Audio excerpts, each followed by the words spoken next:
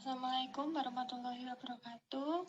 Perkenalkan, nama saya Rosalinda Septian Dewi dengan NIM 184301025 dan rekan saya bernama Tutut Supriyani Rumkolipah dengan NIM 184301028 akan menjelaskan tentang materi chapter 22 personal selling yang ada di mata kuliah Integrated Marketing Communication.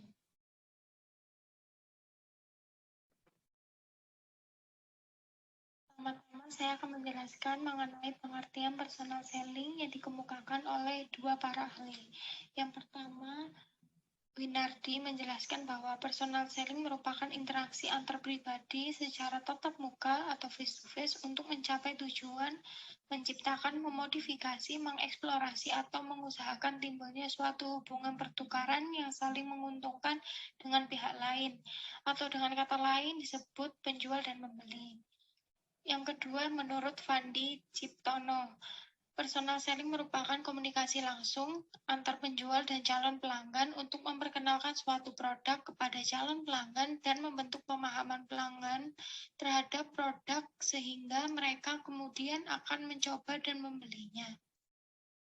Menurut saya, personal selling merupakan cara yang paling efektif untuk menarik konsumen dengan terjadinya komunikasi antar dua arah, yaitu penjual dan konsumen, akan memungkinkan adanya interaksi secara langsung, setidaknya akan menciptakan sebuah penilaian positif dari pelanggan.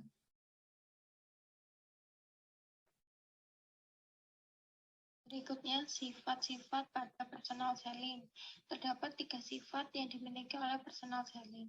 Yang pertama, pengembangan. Yang kedua, konfrontasi personal, dan yang ketiga adalah tanggapan.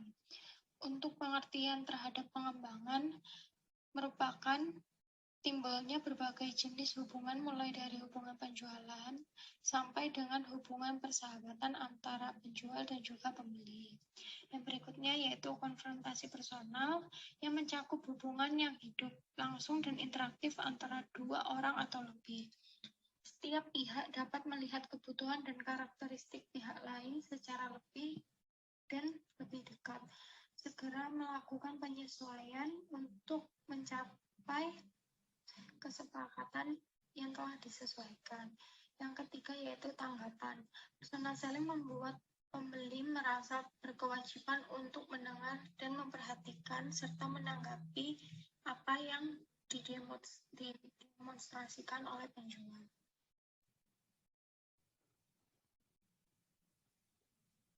Tujuan personal selling yang pertama mencari calon pelanggan. Langkah pertama dalam proses jual beli adalah mencari calon pelanggan. Kalau mengidentifikasi calon pelanggan adalah memenuhi kualifikasi. Mendekati calon pelanggan untuk menghasilkan komunikasi yang baik. Berikutnya yaitu menentukan sasaran, di mana pihak pemasar harus menentukan target pasar yang telah sesuai dengan produk mobil serta memenuhi kebutuhan dan keinginan konsumen tersebut. Berikutnya yaitu komunikasi. Untuk komunikasi yang baik dapat menimbulkan interaksi yang lebih baik antara penjual maupun pembeli. Dapat membangun erat adanya loyalitas pelanggan. Berikutnya yaitu menjual dan melayani pemasar mampu menjual atau mempromosikan produk ataupun jasa pasar dengan tujuan agar konsumen pelanggan dapat menggunakan produk maupun jasa tersebut. Hal penting dalam pemasaran yaitu pelayanan, di mana pihak pemasar yang atau melayani itu kenal terhadap kualitas pelayanan yang diberikan oleh pemasar. Untuk menjaga relasi antara penjual dan pembeli, penjual akan mengkomunikasi dibutuhkan oleh seperti alamat, akan menggunakan itu yang dilakukan untuk memberikan seperti kupon, voucher, dan sebagainya. Berikutnya yaitu mengalokasikan berbagai bentuk maupun evaluasi diberikan oleh konsumen terhadap pasar agar lebih baik di masa yang akan datang.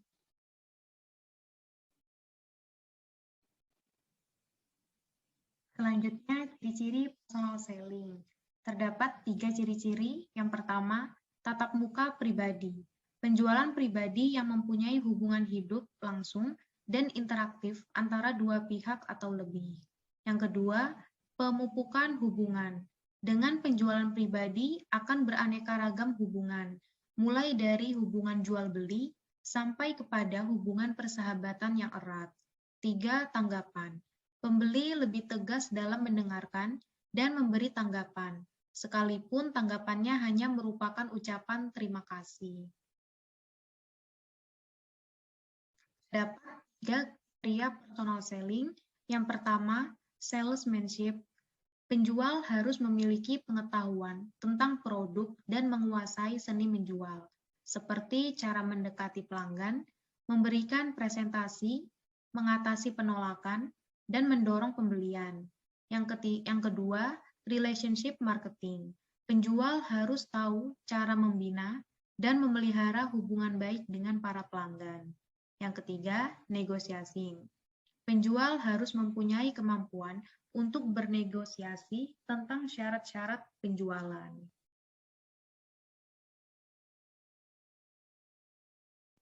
Beberapa jenis personal selling. Secara umum, dapat dikategorikan berdasarkan dalam lain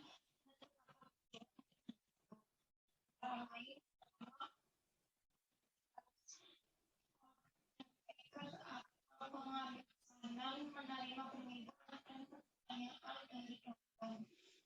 Sebenarnya mereka saat penjualan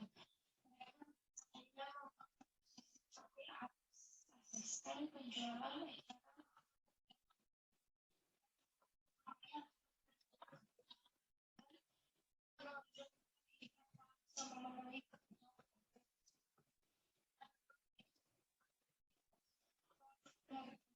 menjangkau prospek baru dan mereka melakukan pembelian secara langsung.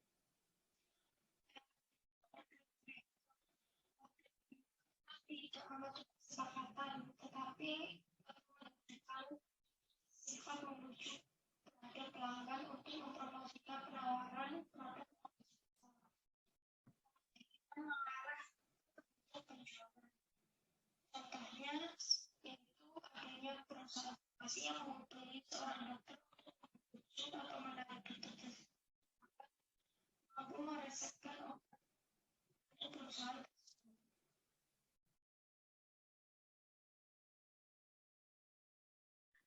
Selanjutnya, strategi personal selling. Strategi personal selling merupakan hal yang penting dilakukan oleh perusahaan agar penjualan produknya bisa berjalan secara efektif dalam jangka panjang. Berikut ini strategi dalam personal selling dapat dibagi menjadi 2, yaitu strategi umum dan strategi pendekatan individual. Berikut ini terdapat 6 strategi umum personal selling. Yang pertama, menganalisis pasar secara akurat. Yang kedua, memetakan potensi pasar sehingga mampu menjawab keinginan pasar. Yang ketiga, menggali sejumlah informasi terkait dengan reaksi pasar terhadap produk barang atau layanan dari pesaing. Yang keempat, menganalisis permasalahan di lapangan sekaligus mencari solusi untuk mengatasi masalah tersebut. Yang kelima, membangun persepsi konsumen dengan menciptakan standar pelayanan dan standar operasional prosedur atau SOP yang tepat. Misalnya dalam hal keramahan, kepedulian sosial, kinerja, dan penampilan. Yang keenam, mempertahankan customer loyalty dengan melakukan komunikasi 2 arah dengan tujuan awal meningkatkan volume penjualan produk dan juga layanan. Kemudian selanjutnya strategi pendekatan individual. Yang pertama, memberikan perhatian, yaitu dengan meyakinkan konsumen bahwa perusahaan memiliki sesuatu yang bermanfaat dan mampu memenuhi kebutuhan konsumen. Yang kedua, mendorong minat konsumen untuk memiliki produk yang ditawarkannya. Hal yang perlu dilakukan adalah penjual mencoba untuk mengenali konsumen, kemudian melakukan analisa apakah ada ketertarikan ataupun tidak. Yang ketiga, menjawab setiap pertanyaan yang diajukan konsumen yang pada akhirnya menjadikan pelanggan merasa yakin dan merasa bahwa pilihan untuk membeli produk tersebut adalah pilihan yang paling tepat. Yang keempat, marketer yang profesional harus mampu menciptakan sales closing di mana konsumen mengambil tindakan pembelian. Dan yang terakhir, setelah pelanggan melakukan pembelian, maka marketer harus kembali meyakinkan konsumennya bahwa keputusan yang mereka ambil adalah keputusan yang tepat dan bermanfaat.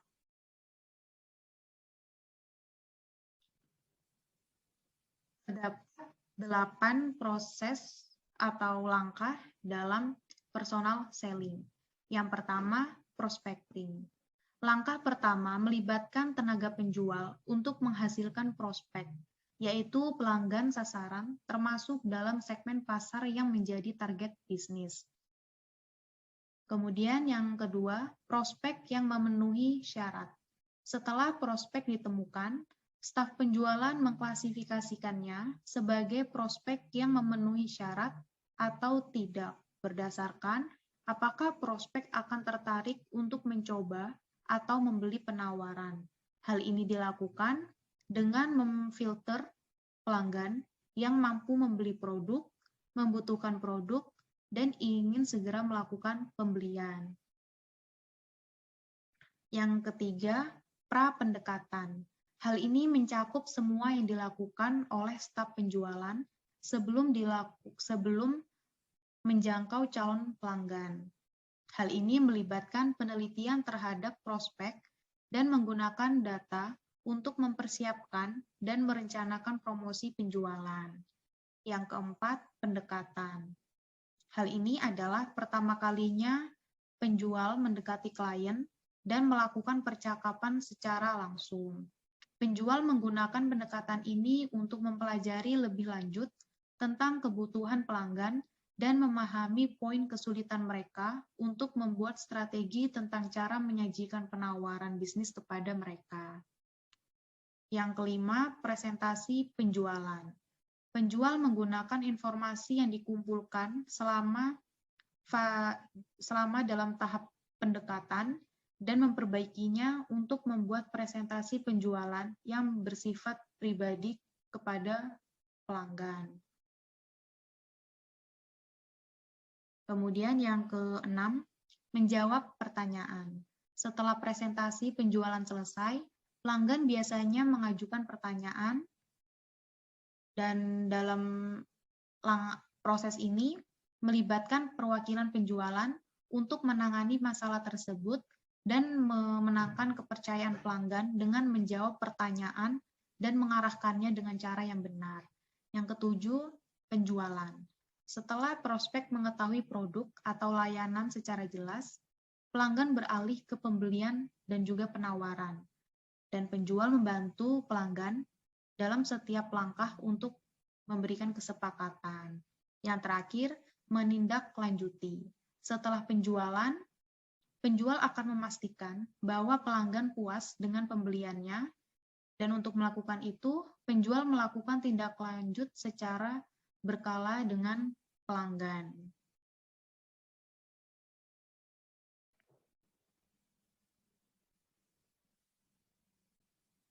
Keuntungan personal selling yang pertama, interaksi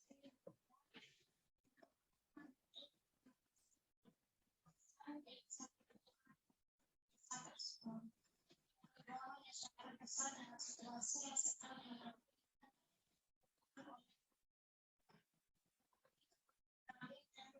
dianalisir. Kedua adalah komunikasi.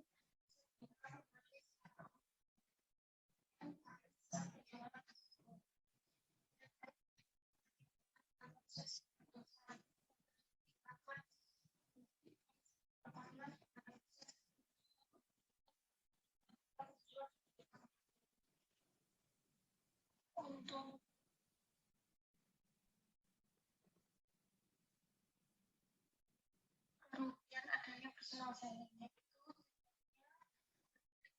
penjual dan juga manajer. Yang berikutnya hasil yang rendah karena jangka waktu merealisasikan penjualan relatif lebih lama atau jangka panjang. Adanya penambahan biaya penjualan sehingga biaya yang dibutuhkan untuk melakukan penjualan sangat tinggi.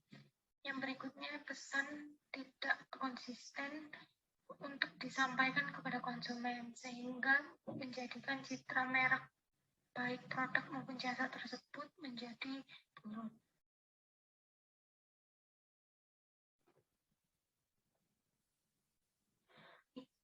Contoh personal selling. Yang pertama toko eceran, kedua penjualan door to door, yang ketiga penjangkauan B2B.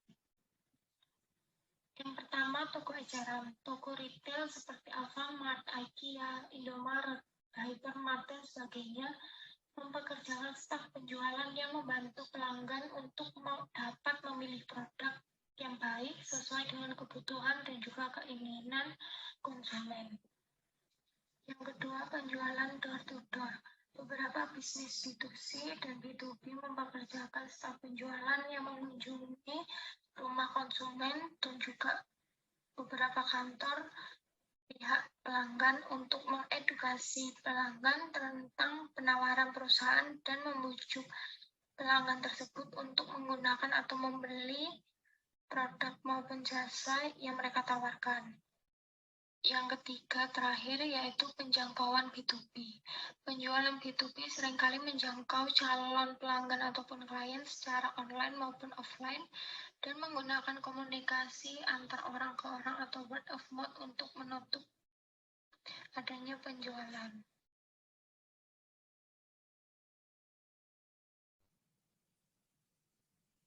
Sekian presentasi dari kami.